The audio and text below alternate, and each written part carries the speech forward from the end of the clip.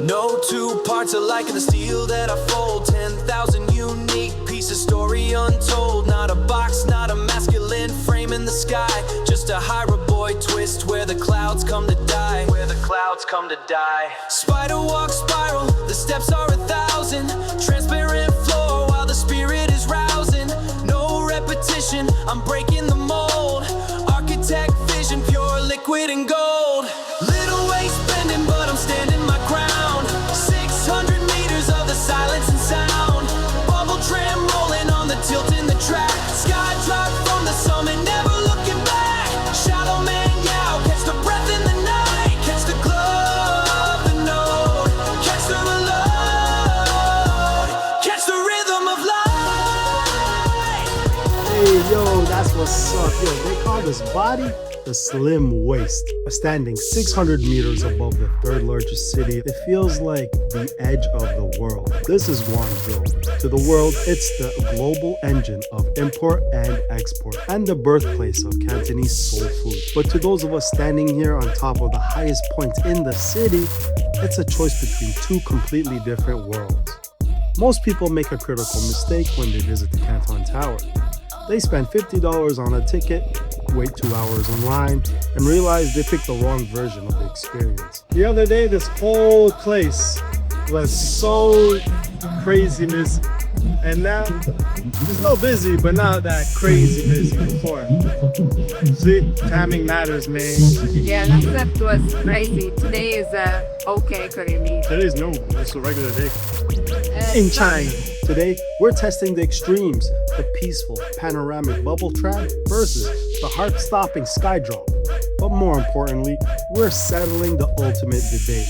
The golden glow of the Guangzhou daytime or the neon-drenched cyberpunk transformation at night. Guangzhou sits right behind Beijing and Shanghai in size. But in terms of energy, it's second to none. If you time this right, you get a front row seat to the most sophisticated light show on the planet. If you time it wrong, you're just standing in a very expensive cloud. We're starting our journey in the pods. Let's see if the view from the top of the world is worth the price of admission, or if the real magic happens only after the sun goes down. Be sure to like and subscribe if you're enjoying this content. If you bought the tower ticket separately, the bubble tram will cost you an additional $180 on top of your entry, so it's better to purchase it beforehand, that way you can save on that. Most tourists come at night for the pretty lights, but they miss the most important thing about Guangzhou, the scale. You can see the Pearl River winding through the city like an artery, finessed by the occasional cruise boat. From up here, you realize why this is the world's factory. Look at those bridges. Look at the sheer density of high-rises.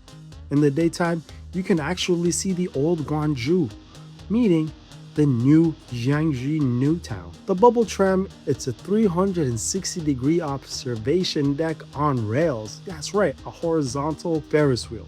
It moves exactly 10 centimeters per second. Slow enough to realize just how far the drop is, but fast enough to see this entire skyline change in 20 minutes. But here's the catch. In the heat of the Guangzhou sun, these pods can offer relief from the toasty sun.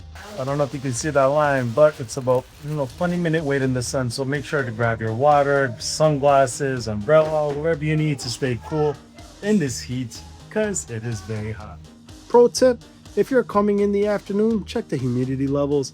If it's over 80 degrees, the waist of the tower acts like a cloud catcher, and your $50 view becomes a $50 wall of fog. I can't talk about the Canton Tower without talking about what's happening at its feet. Just a few minutes away is Party Pier. This is the Expat band. Let's keep it moving. Rolling off the base where the steel meets the river. Trading high altitude views for the light in the shiver. Glide on the rail while the city starts bending. 600 meters to the nighttime transcending. The line is the bridge where the energy shifts. 5 minutes sliding while the atmosphere drifts. From the waist to the pier where the neon ignites. People think moving to China means leaving your comfort zone entirely. But standing here, surrounded by English-speaking expats and world-class architecture, we realize Guangzhou isn't just like a Chinese city, it's a global city. But even in this polished international side of town, there's an undercurrent. When you see high-end designer bags on people, half of them were bought in a legit mall, but the other half, they come from the shadows. Now, there are two types of people who visit Canton Tower. There are those that enjoy 20-minute rides, and there are those that enjoy 3-second rides. This is the Skydrop. It's officially the highest vertical drop ride on the planet. You don't have to be on the ride to feel the adrenaline.